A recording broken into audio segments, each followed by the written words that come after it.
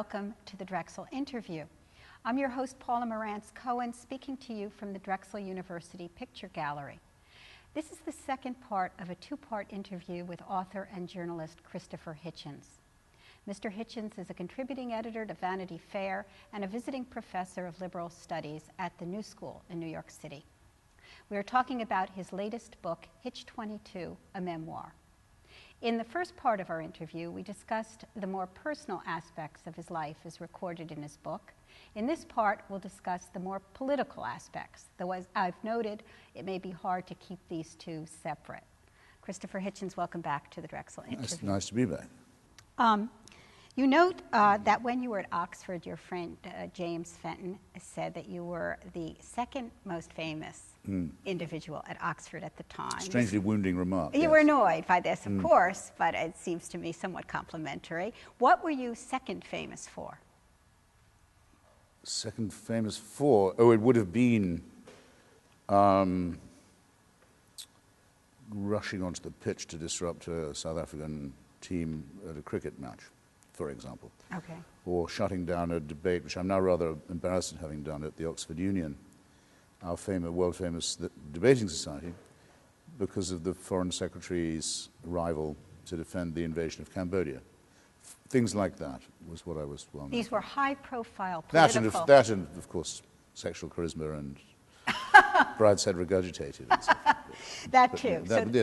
Those two aspects. Yeah. You would have had a reasonable chance of knowing who I was, I think. Yes. Well, that's quite something to be have such a high profile. Now, did you work at that? Yes, but it's a terrible thing because one had learned at school that the boys who were good at everything and became head boy and so forth were famous. The ones you're never going to hear from again.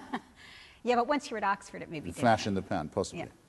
Yeah. You are, and you say you were, a product of the 1960s, very much so, and particularly the events of 1968.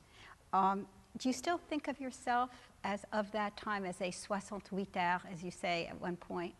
Well, I think I prefer that to being thought of as just a 60s person. I mean, the 60s person is someone like Bill Clinton, who was at Oxford with me, in point of fact, just another greedy narcissist who thinks that you qualify by a lot of sex and dope, essentially. I mean, I thought...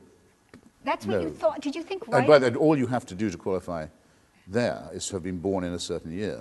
You might as well call yourself a boomer and have done with it. 68 means someone who took part, mentally as well as physically, in what was the last gasp, as I now realize it was, of the socialist revolutionary movement in Western Europe, and Eastern Europe too, and of course elsewhere. And for whom battles over the writings of Rosa Luxemburg, Leon Trotsky, C.L.R. James, Victor Serge, and so on, George Orwell, were real things and unbelievably tangible, meant much more to us than the studies we were supposed to be undertaking. Yes, I would own to that. I'd own up to that, and I'd say that some of what it taught me, and certainly how to conduct an argument dialectically, was worth having and stays with me. So even if the ideas have changed, the form is still there. Yes, and then one more thing, I suppose, not to sound, because I know that my students find nothing more boring than reminiscences of old 60s radicals, and I can understand why, since we've left them not much except political correctness and safe sex, two kind of parodic malformations of the thing. But to have had the experience of really thinking, waking up in the morning and thinking, there is a world revolutionary uprising going on. You can see it on the faces of the college establishment and on the faces of the political establishment and the policemen. They don't know what's gone wrong. They've lost their sense that they're in charge. Every piece of news was more revolutionary and amazing than the last. American cities burst into flames because it's enough already with the treatment of black America. Assassinations of leading politicians. Unbelievable, unconquerable resistance of the Vietnamese people. Next, you wake to find that Charles de Gaulle has had to flee Paris in a helicopter to go and talk to his generals because he doesn't control Paris anymore. It was Paris exciting. Paris is in the hands of the Parisians. The sense of possibility. And then the extraordinary developments in Czechoslovakia, which on this we were absolutely right, by the way, portend for a sure thing the end of the Russian empire in Europe anyway, and of the Cold War. So this was, you really felt you were playing a part in history, and obviously little of that was being too young and too cocky. But it wasn't completely bogus, and I'm sort of sorry for someone who's never had a moment like that. It doesn't come along every generation. Well, I want to then, you did mention Bill Clinton, and you just make a distinction between your own activism, your own form of 60s involvement and his, and you do seem to have you do have an abiding disdain, if not hatred, for him. Did this begin? Contempt.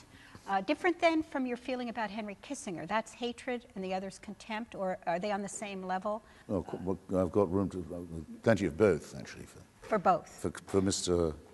Kissinger, plenty of both. For Clinton, hatred would be sort of wasted on him. He's a contemptible figure, I think. And did you feel that going way back to the time when you knew him? I hardly knew him.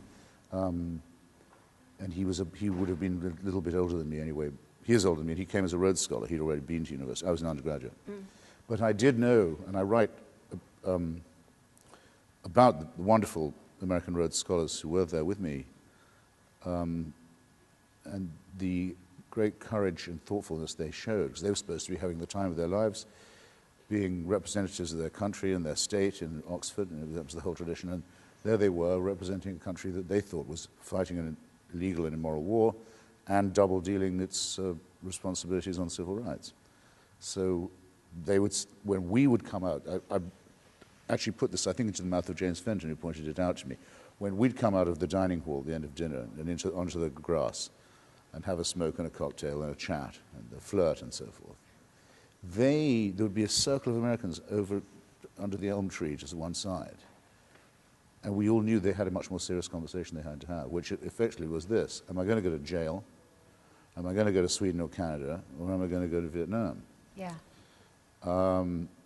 At that age, and people would say that all they were afraid of was being drafted. That's an absolutely disgusting lie. I remember how brave they were and how principled they were, except for Clinton, who we know now was a shameless egomaniac draft dodger who managed to discredit the anti-war movement by his lying. That, in case you wondered, of the many things I can't stand him for, it's because of people like him, shabby characters like him, that the moral credit of the anti-war movement was diminished in so many people's minds. Now, your view of Clinton and the fact that you testified against him. Offered to do so, yeah. You offered it. It was not, didn't happen, but no. yeah.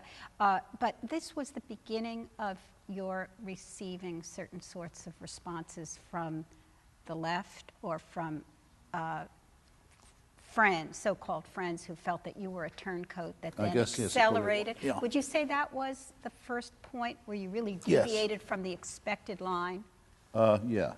And how Sorry, did you... that's a rather casual reply. Yes, I think, I dare say you're right. And how did that feel? And did you realize there would be more of it, and that this was something that at first was just difficult to take? well, there's something I've known ever since I was on the left in the first place, and on the ideological hard left, and that which is that, and what actually everybody knows in some part of their being, but I knew from experience, you can't be just a little bit heretical.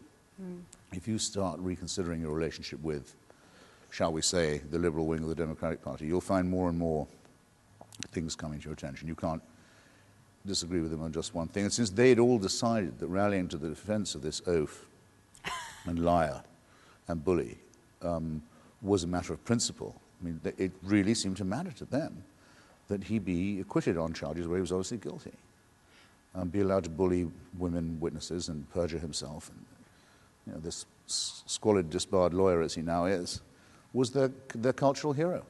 I thought, well, this means I really am out of here. Does it bother you, though, that when you make... The book I wrote against him was published by a Marxist publishing house. Okay. It was the last thing I consciously did for the left, was to say, if the left thinks Clinton is kosher, then it's making a terrible mistake.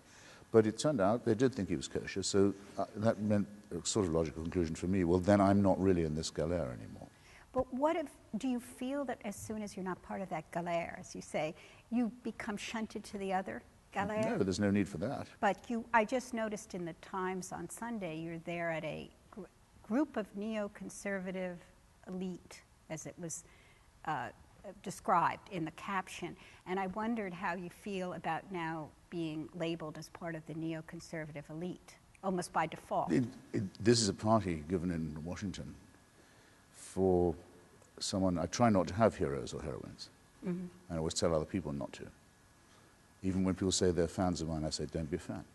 But I do regard Ayaan Hirsi Ali as personally heroic. I'm lost in admiration for her.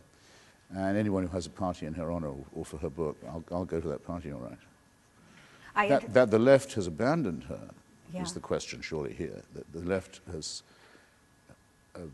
seeing the image and the reality, the personality of the most important public intellectual probably ever to come out of Africa, with an extraordinary experience, life experience to tell, and a warning to deliver about theocracy in all its forms, is considered to be somehow untouchable by the left. That's what the problem is. It's nothing to do with me. Okay. But it also, it seems to me, it's another proof of how culturally and politically reactionary the left has become. And the media, of course, immediately labels you in the other camp. Well, I'm so tired of that. I mean, I could go on if you like, but I mean... No, don't. Oh, that sort of thing just fatigues me, yeah. You sort of ridicule the 60s dictum, the personal is political. Yes. But I wonder, reading your book, I'm struck by how the political for you is personal. And by that I mean that as soon as you have a personal involvement with somebody, it can very strongly affect, and I think this is normal, but I mean, you're particularly honest about it, it seems to me. It affects how you think, and the most dramatic example I can think of is your relationship with Mrs. Thatcher. And I am struck by how, having made a remark in the, probably that was meant to be just provocative and satirical, that she was sexy, you wrote this. Her reaction to it, which was so game and so delightful, that I do think, and that you consciously or unconsciously became more drawn, if not to her politics, than to anything that she might support. I wonder if you could address that. Maybe you want to go over that little anecdote. I think you may have just sold a few books in the last moment there. People will want to know, let's not tell them so that they buy the book. What was this sexual encounter Christopher had with Margaret Thatcher? Maybe we shouldn't. It actually takes too long. But I did think she had a charisma that was not gender neutral. I mean, how could charisma be gender neutral, frankly? And I was ridiculed for saying so, but I don't think anyone would ridicule it now. I mean, all the evidence, the whole evidence is that I was completely right. She wasn't a shrill, narrow-minded suburban housewife at all. She was a woman of amazing character, and by the way, very beautiful skin and astonishing eyes once you got up close. You really are I'm surprised we held it to the little contact, the physical contact that we had. But above all, that she was a conviction person. And this was at a time when the Labour Party, of which I was a rather shamefaced member, was in power in Britain and running a really, really mediocre, compromising, drifting regime. And there was a Tory leader, a woman at that, who really wanted to change the society and jerk everyone out of their torpor. And there were a lot of things I didn't agree with her about. I thought, well, we can't go on like this with a mediocre, corrupt Labour-Liberal alliance. And if change is going to come, if the left can't bring it off, then historically it means the right will take their chance. And then on one particular thing that I describe, I would have been on her side as a leftist anyway. Again, the left on the whole failed this test. But when the Argentine fascist dictatorship grabbed British islands in the South Atlantic, the Falklands, Malvinas, I'd been in Buenos Aires not long before, for quite a long time. It was a life-changing experience for me, and seen this death squad regime and interviewed its terrible Nazi leader and seen the pogroms it was mounting against the Jewish community in Argentina. It was absolutely amazing for me. And I thought, well, if Mrs. Thatcher wants to fight these people, I absolutely agree. And I hope we don't